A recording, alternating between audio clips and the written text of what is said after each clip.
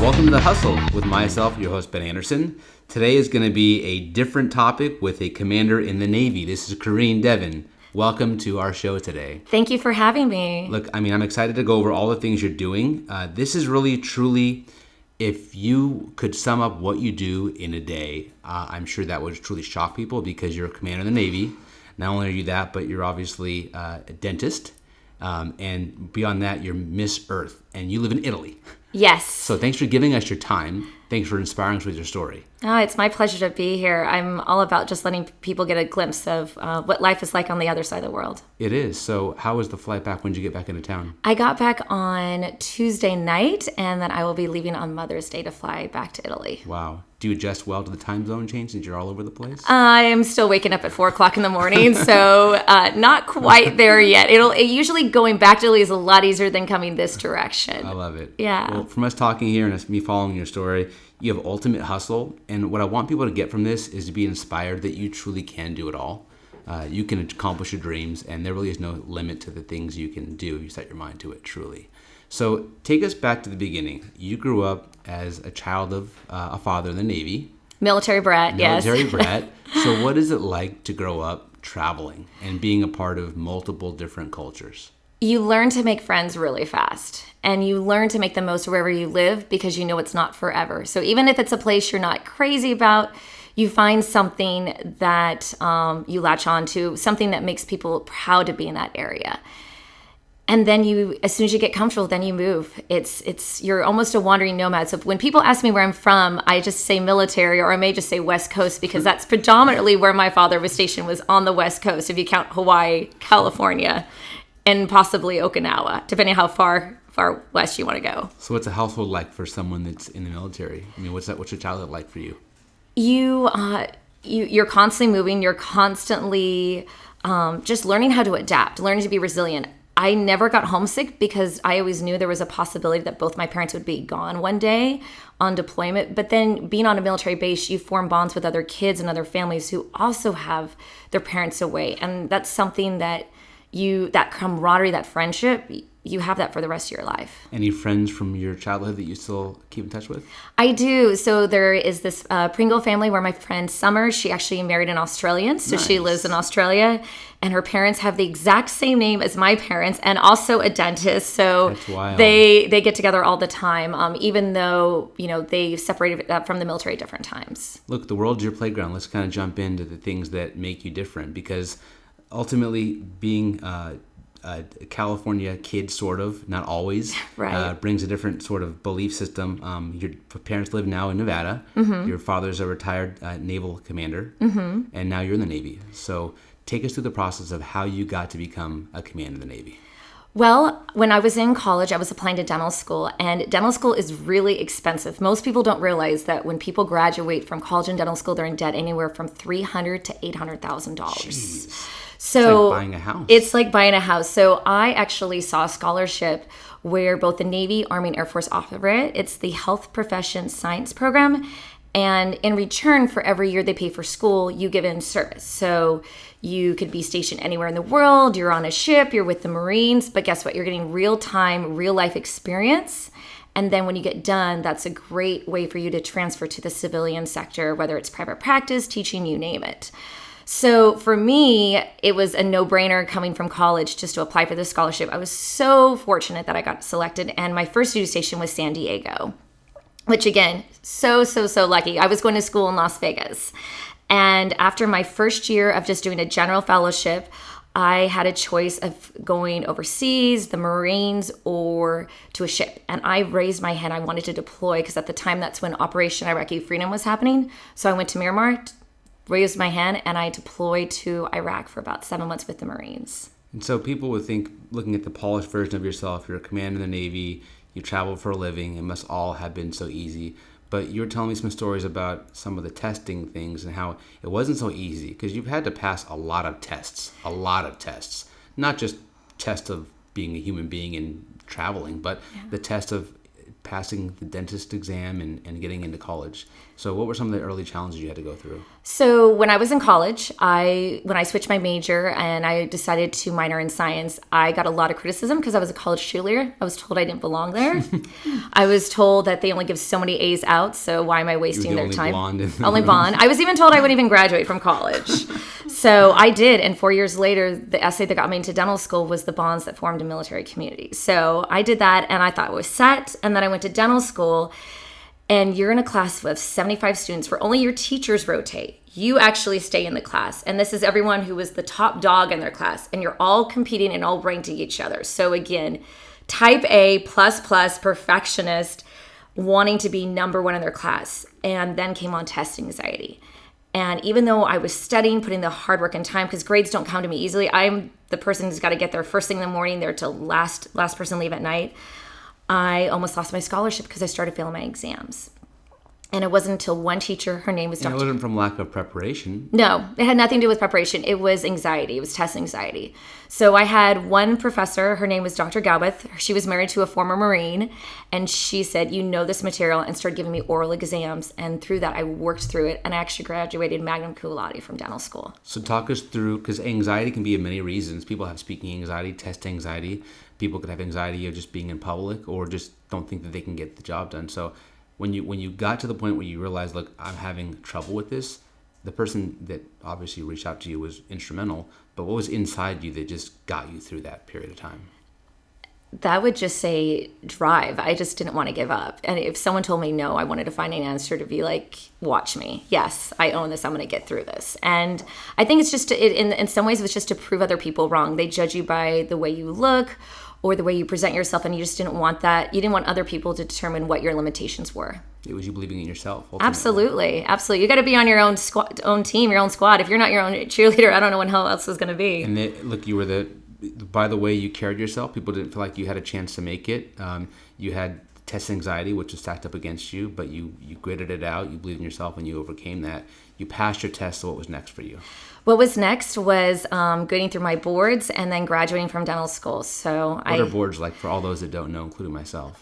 So in dental school, and it's the same thing in medical school, we have 2 sections of boards that we must pass. If you don't pass them in school, you are politely asked to leave. And if you're lucky, you can repeat a year. And then all that could be for nothing. That could be for nothing, and you have all the debt that comes with it. So wait a minute. You don't pass your boards. You still have $800,000 in debt, and you have no degree. That is correct. Okay. That is correct. So there's a written set of boards that I took after my second year dental school. And that was just working with a lot of friends. So we each bring our own talents for certain areas, certain topics, subjects that we were better at, that we could help each other out. And then right before we graduate, we have another set of boards we have to take. And then after that, then you are done with school, and it's looking at where you want to practice, state, regional licensing exams, and that's dependent on more your clinical abilities. So how well you do a dental filling, how well you diagnose and treatment plan. Though that's what those are more based on, so more applicable to day-to-day life scenarios. But yeah, organic chemistry and anatomy and things that I don't use on a day-to-day basis were all hoops I had to jump through, and jump through them really, really well, because they were just little check marks along the way that you had to get done before you graduate. That's great. So you passed your boards, and what happened from there?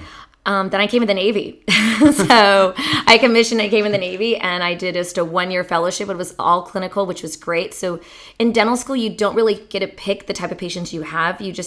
So some areas you get a lot of great experience, and other areas you don't. And so that's what is great about the fellowship. And they offer it not just in the Navy, but also outside the military at universities. And from there, that's when I went operational. So, I mean, to imagine that I'm sitting here with a commander in the Navy is crazy. Thanks for your service, first of all. Oh, it's my pleasure. I mean, my pleasure. amazing. I love what I get to do. Thank my patients. They catch my bullets. That's so cool. I love it. I mean, look, you're doing things that are bigger than you, and that's so inspiring. Tell us about how you decided to get into the Navy from the time I passed my boards, because you could have stayed domestic and just worked for your own business or had your own practice or did your own thing, right? Right. And you decided to go serve.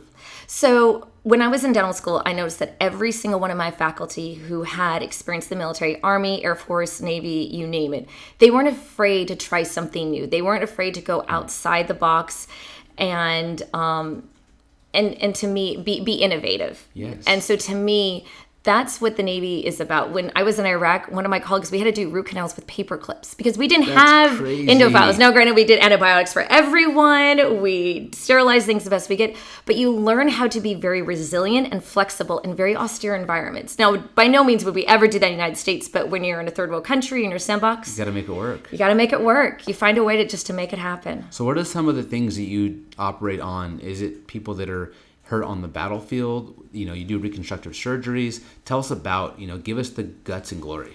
So as before I became an orthodontist, I was a general dentist. And as a general dentist, we are set out to anywhere from forward operating missions to ships. For my personal experience, I was with the Marines, and my patient population was anywhere from Iraqi security forces to Army, Air Force. Anyone was on the base that came through, or some people that were civilians that were on contract that were working there. Wow. Now, of course, our primary mission is to take care of the war fighter and get them taken care of, out of pain, and back out to battle.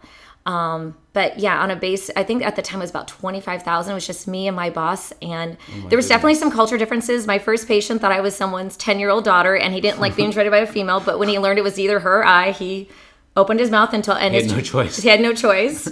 So you learn to adapt, but you also learn to have to be really open-minded because you may not understand that person's society or cultural values. It's different because your job doesn't have a language. Maybe it has some language challenges, but teeth are teeth. It's not as if someone speaks Spanish or if they speak Farsi that they don't have the teeth that you need. You need to help them no matter what they do. You do, but you need to be able to understand what they're saying because it's considered assault and battery if I don't. So a translator is very, very important. Yes, it's very important. But you'd be surprised. In the first patient I had in Iraq, I remember I looked at his mouth thinking, "Oh my goodness, which tooth is bothering you?" And the one that looked the healthiest was the one that was bothering him the most. Go figure. I love it. Things are deceiving. Yes. So tell us about any dangerous stories, any things you kind of felt like, oh my gosh, I can't believe that I'm doing this right now. Well, if you look at my right shoulder, you're going to see a scar. And when I had a chance to go outside the wire, which means outside of like a very safe base, I got to go to a couple Iraqi camps. And on the way back from one of them, the Marines I was with recovered a bunch of weapons from insurgents, so aka the bad guys. Yes. Now these weapons have not gone through any U.S. checks, so it's like 2 pieces of metal and bubble gum, and it's very best put together. They set up a line, a gun range, because they asked me and some of the other docs, "Hey, do you guys want to get rid of this ammo and shoot before you go back to base?" Of course. So instead of doing dentistry, I'm shooting an AK-47 for the day. And when they line us up, one of the Marines said, "Okay, just go 1 click down instead of 2 clicks." Well, it was backwards. 1 click down means that I was spraying the field versus just a single bullet per click. That's a big mistake. Well, it was a big mistake because we weren't expecting that much gunpowder to come from the guns. Wow. We had the field cleared so no one got hurt, but what ended up happening is Marine gear that small is not small on me, so the back of the weapon was hitting my shoulder so hard and those so that can't fast. see you, you're not like some Hulk member. No. No, but it stretched my skin. And so this is the scar left from an AK-47 because I had one of my buddies sew it back up when I got back to camp. That's crazy. You have an AK-47 scar on your shoulder. He gives me street credit, Don't mess with me. I guess so. I don't go into the whole story that I did it to myself, but at least with my patients, they know I'm legit. That's cool. No, I love the battle. I love the scar. I love what you went through. Yeah. What's your best memory of being in the field? Who have you helped the most where you're like, wow, I saved that person from this? I would definitely say I had one Marine that came to me and he almost lost his 2 front teeth. They were doing mixed martial art training, and I had to use fishing string and a few other things just to save his front teeth. And to me, I mean, these guys are 19, 20 years old. Their lives in front of them. They don't want to go home with no teeth. Exactly. And it's not like I'm in a place where I have bone grafts or all these things. I'm in a very austere environment. So to me, knowing that I could preserve or at least save some of that bone for down the road when he gets full reconstructive surgery, whatever that would entail when he was back in a place a little bit more stable, that's a big deal for me. Think of adversity you guys might be facing out there, whether you're in real estate or whether you're in business, and you're like, I can't prepare for that meeting. I can't sit there and pass that test. Or I can't, my kids are being crazy today. You had to make it work with dental floss and save someone's teeth, potentially life, whole style of how you look, how you feel. Yeah. Your self-confidence is different. Go home with, inverted dentures possibly.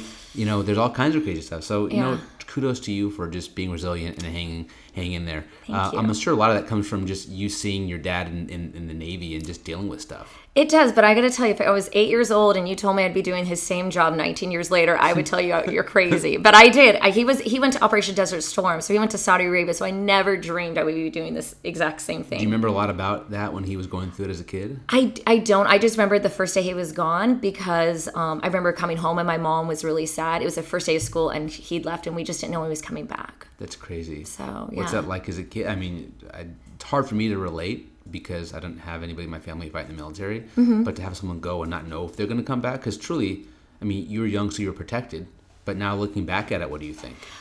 My brother doesn't remember too much because he was 5, but I think at 8 years old, you're starting to understand the difference between right and wrong. You're starting to understand the difference of time. And I remembered as a kid when especially when my dad came back, I felt hurt. So my birthday's in February, my brother's birthday is April, so my dad came back in March. My thought as a kid, he did this to me on purpose, when is so far from the truth, and I know that obviously years later. So one thing that I definitely really preach to a lot of my patients and a lot of the kids is, one, I've been in their shoes, I know what it's like, and secondly, their parents have no choice on when they go and when they come back. That's something that it has nothing to do with them. And I think that's really important for kids to hear it, not just from the parent that's held back, but multiple sources. How many times do we believe what our friends say over than what our parents say? Of course. Yeah. Of course. Even though they're saying the same thing. So talk about a day in the life of the military, because you're a commander, so you're overseeing a whole squad of people. And you have rank, so what's that like? And what happens when people get out of line? Oh my goodness. Well, okay, I have to say, this is my opinion, not the opinions of the United States Navy. I wake up at 4:30 in the morning. I really think there's something to be said about getting a good workout in before the day. It sets you up. Yes, I agree. So I'm there right when the gym opens, and then after that, I'm usually at the hospital by 7:30. And we have a huddle where everyone meets. We kind of go through the plan of the day, and then we each break in different departments. So as an orthodontist, I'm in the separate wing with kids and adults. Some days it's very, very loud, because kids, depending on how they feel about Santa Claus or Christmas, that's usually what's transferred upon me and my pediatric dentist.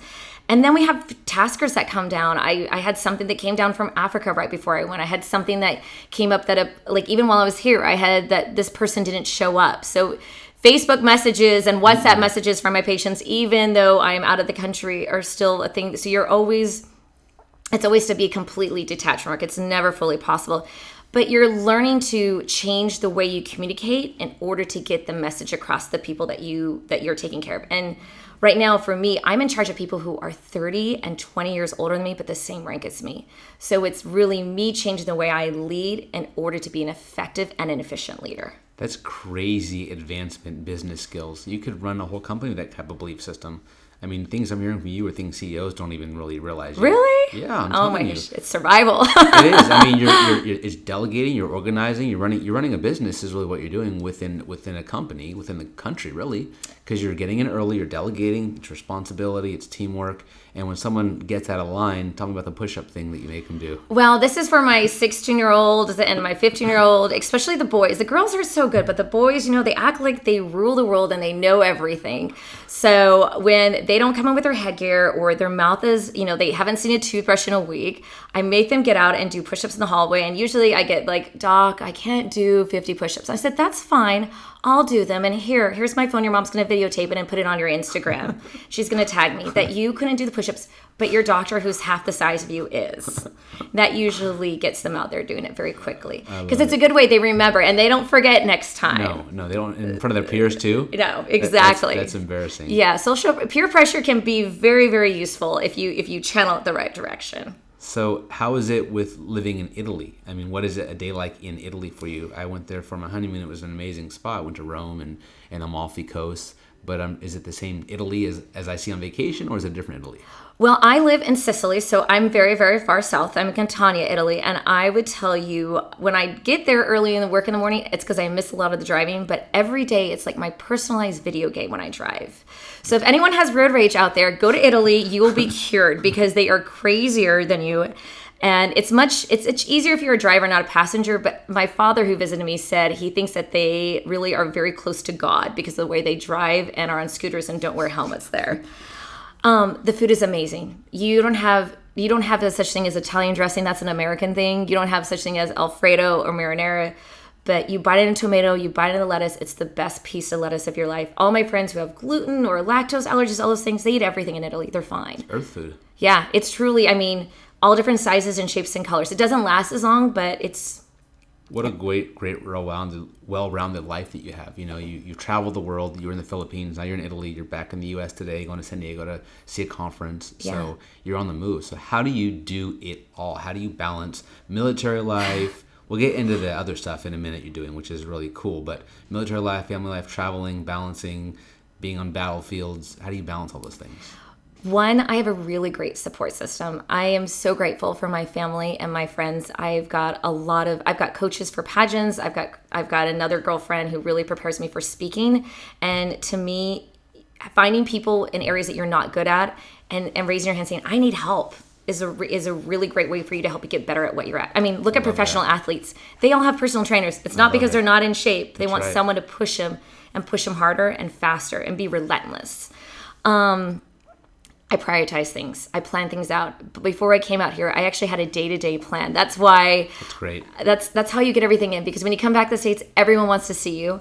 And I'm very careful what I post on social media, because if I post somewhere Feelings get hurt. Feelings get hurt, yes. You can't see everyone, so you let people know this is the time I can give you, and this is all I can give you. Because at the end of the day, if it's burning candle at both ends of the stick, you're gonna be no good to anyone. Well, thanks for spending time with us, because you're such a wanted person. Oh, well, thank you. Well, there was someone in the office that I really wanted to see, so that helped too. Well, two birds, one stone. Yes, absolutely. So talk about being Miss Earth. That's like better than Miss America or Miss California. That's like the whole world. International, yeah. So how are you Miss World, basically? When I was overseas, I wanted to do something that was impactful. And let's go back. This is you're winning competitions, which is competitive, which is testing, which you've overcome. But you didn't grow up the pageant queen 6-year-old person. No, not at all. You went through a very different journey. You have a different set of ideas. You are tough as nails. So how did you get into being in pageants, and at what age? I was 23 years old. I was in dental school, and I remembered one of the guys in the class who was listening to the conversation with one of my girlfriends. And the Miss USA pageant happened to be in Nevada, and the second runner-up was a dental student. And she's like, Corinne, you should do this. I could totally see you doing this. And before I had a chance to respond, the guy that was over listening to our conversation said, oh no, Corinne could never do this. Uh-oh. And I said, I looked around, and I said, watch me. So I competed, and 3 years later, I won Miss Nevada. Congrats on that. Thank you. And then I came in the Navy, so it got a little bit more complicated, but I had a very supportive boss. And from there, when I won my first national competition, it was 3 months before I deployed to Iraq. Every single one of those girls, including the first runner-up who had been competing the last 3 years in a row, sent me a care package on deployment. That's amazing. And where was the competition at? I mean, do you fly back into the U.S. and do it? I've been flying back to the U.S. to do them. So the one that I won recently was in Las Vegas, and I'll actually be back in Las Vegas to crown the new Miss Earth in July. So how was the first win? What was it like? Talk about the journey and what you have to go through for a competition. It was incredible. I couldn't believe it. I almost was clapping and hugging the other girl like she won. So I didn't think it was me at first. I would tell people the first thing of the competition is be really good at interview. It is the first impression that judges have of you. You've got 2 minutes in a group of strangers to make them think about you and not the next 50 girls that are walking through the room. What kind of questions do they ask you in the interview? They ask you questions about yourself, who you are, what your platform is, what you would do with the title, why do you want it.